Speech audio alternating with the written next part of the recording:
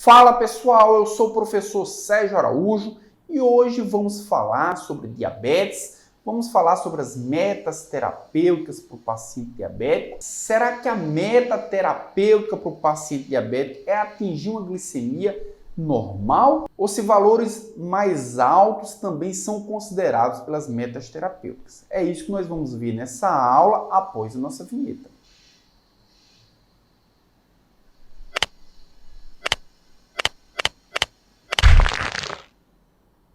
E aqui nós podemos ver os objetivos e as metas terapêuticas. Quais são os objetivos para tratar o paciente diabético? Então, o primeiro objetivo é diminuir a sintomatologia.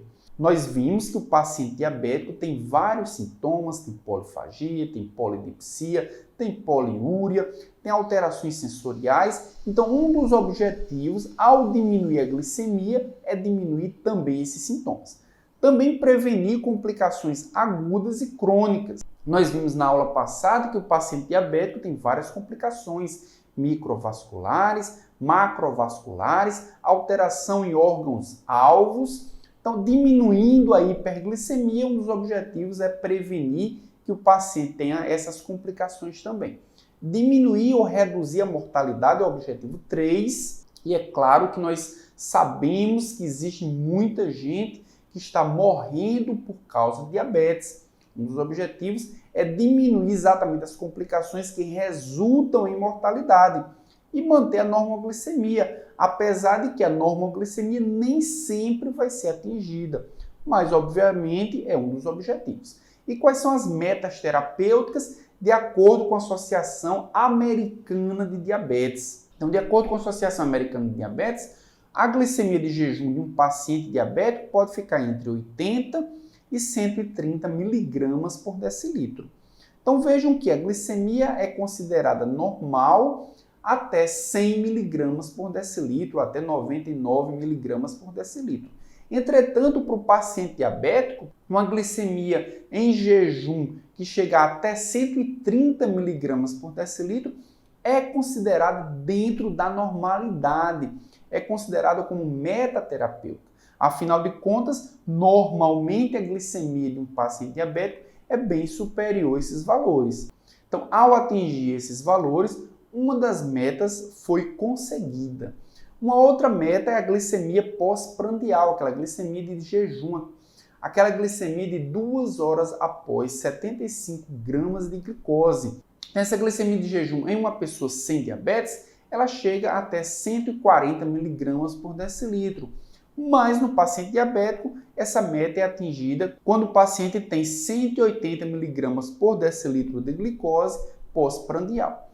A hemoglobina glicada também é um valor um pouco mais alto, abaixo de 7%. E aí nós temos outros parâmetros que não estão diretamente relacionados à glicemia ou ao diagnóstico de diabetes, mas estão relacionados às complicações metabólicas resultados dessa hiperglicemia. Então, nós temos pressão arterial, a meta terapêutica é menor do que 130 por 80 milímetros de mercúrio.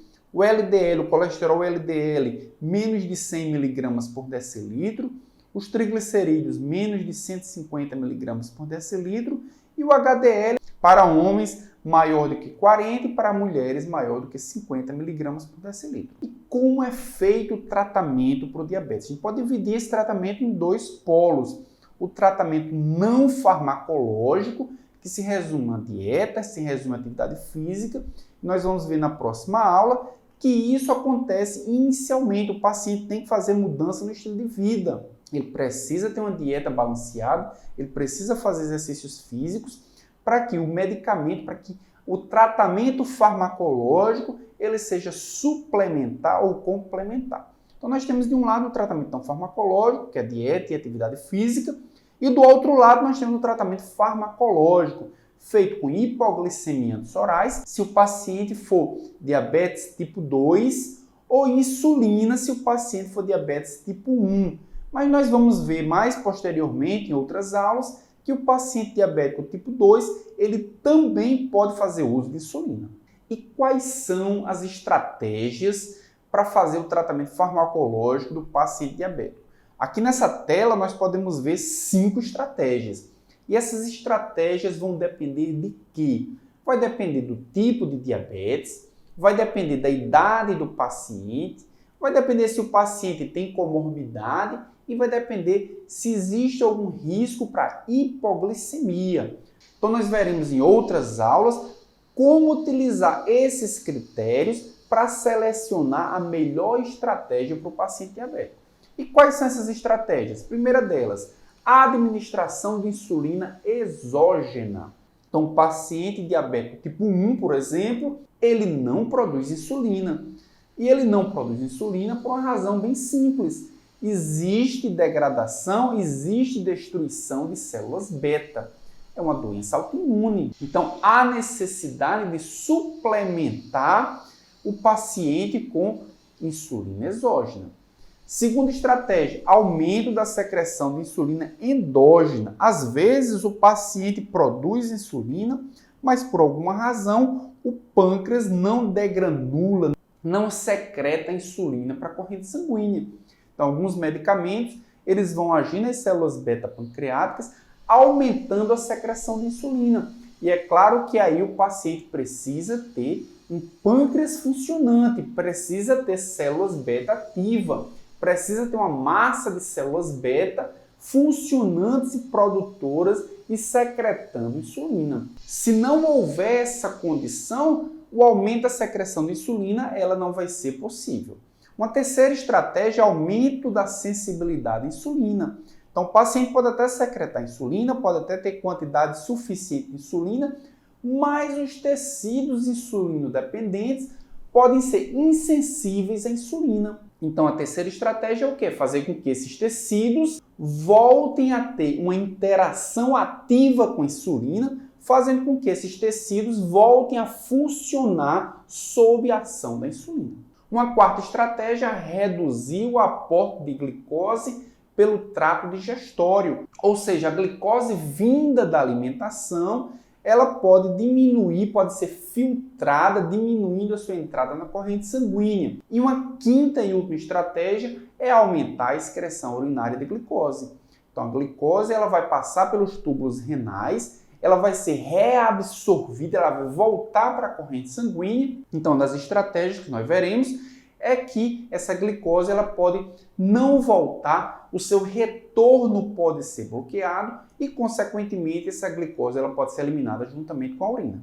E agora, voltando ao caso clínico. O nosso caso clínico, como nós vimos, é um caso de diabetes do tipo 1 que tem cetoacidose diabética. Como nós vimos, a cetoacidose diabética ela é típica de diabetes do tipo 1. E por que isso acontece? O que acontece é que no diabetes do tipo 1 nós temos a não produção da insulina e, consequentemente, nós temos o aumento da produção do glucagon. E é exatamente o aumento da produção do glucagon o responsável pelo aumento da produção dos corpos cetônicos. Por quê? Porque, como nós vimos, o glucagon vai tentar restaurar essa glicemia. Vai promover quebra de glicogênio, vai promover a neoglicogênese a partir de compostos não glicídicos e para que haja manutenção ou para que haja restauração da glicemia, porque no paciente diabético tipo 1, apesar da glicemia estar muito alta, dentro da célula não tem glicose. A célula entende como se houvesse hipoglicemia e por isso que o glucagon está sendo sintetizado em grande quantidade, para que essa hipoglicemia ela seja ultrapassada dentro da célula. E o que é que o glucagon vai fazer? Vai agir nos corpos adiposos, no tecido adiposo, promovendo a quebra de triglicerídeos, a eliminação na corrente sanguínea de ácidos graxos, e esses ácidos graxos vão entrar onde? Vão entrar na beta-oxidação no fígado. Só que a beta-oxidação ela tem um limite. Então, quando chega uma grande quantidade de ácidos graxos, esses ácidos graxos vão ser quebrados em moléculas de acetilcoenzima A que irão para o ciclo de Krebs. Só que o ciclo de Krebs irá ficar congestionado pela quantidade exagerada de moléculas acetil-CoA. E é exatamente esse congestionamento que vai existir no ciclo de Krebs que vai desviar essas moléculas de acetil-CoA para a produção dos corpos cetônicos, como nós podemos ver aqui. Então, acetil-CoA vai ser produzido a partir dos ácidos graxos e parte desse acetil-CoA vão se transformar em corpos cetônicos. O acúmulo desses corpos cetônicos irá produzir essa acidose metabólica, ou cetoacidose diabética. E qual é a apresentação clínica do paciente com cetoacidose diabética? O paciente apresenta-se desidratado, muita glicemia, muita perda de glicose na urina, consequentemente muita perda de água e o paciente se desidrata. Também respiração acidótica, com a cetoacidose, diminuição do pH, a frequência respiratória é uma forma de eliminar gás carbônico e, consequentemente, também de restaurar o pH plasmático. E a alteração sensorial, com essa alteração do pH plasmático, pode haver também uma alteração sensorial. E quais são os exames laboratoriais confirmatórios da cetoacidose diabética? Glicemia normalmente acima de 200 mg por decilitro, o pH sanguíneo inferior à gasometria, que vai confirmar que o pH sanguíneo é inferior a 7,3 e o bicarbonato inferior a 15 miliequivalentes por litro, e também a presença de corpos cetônicos no sangue ou na urina, ou seja, uma cetonemia e uma cetonúria. E qual é o tratamento para o paciente com cetoacidose diabética? Inicialmente, para restaurar a desidratação, é administrado soro fisiológico numa taxa de 15 a 20 ml por quilo por hora. O nosso paciente do caso clínico, ele tinha 24 quilos, então deverá ser administrado 500 ml por hora. Como o nosso paciente do caso clínico tem diabetes do tipo 1, e é exatamente a falta de insulina que promove o aumento do glucagon, ele vai precisar de insulinização. Só que não vai ser insulinização por via subcutânea.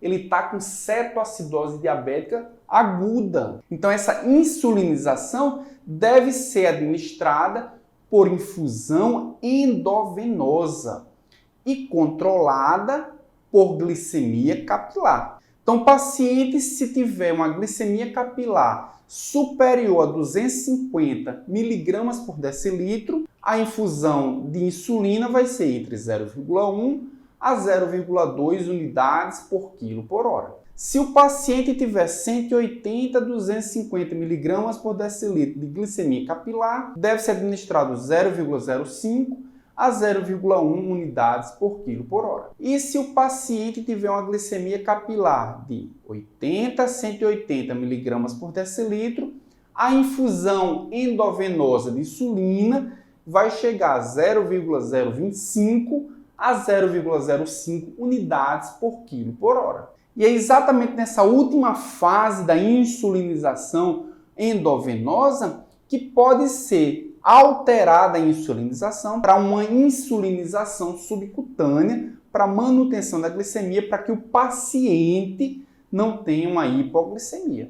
E essas foram as referências usadas nessa videoaula, a diretriz da Sociedade Brasileira de Diabetes, a versão de 2019 a 2020, também as bases farmacológicas da terapêutica do Goodman e Gilman e farmacologia clínica da Rosane Gomes e da Iraci Torres. E se você gostou dessa série de videoaulas falando de diabetes, não esqueça de assinar o canal, também de marcar o sininho para que você seja notificado para todos os vídeos novos que surgirem no canal. E principalmente, gente, não se esqueçam de compartilhar o conteúdo, ele é gratuito e ele vai servir para muitas outras pessoas. Até a próxima videoaula.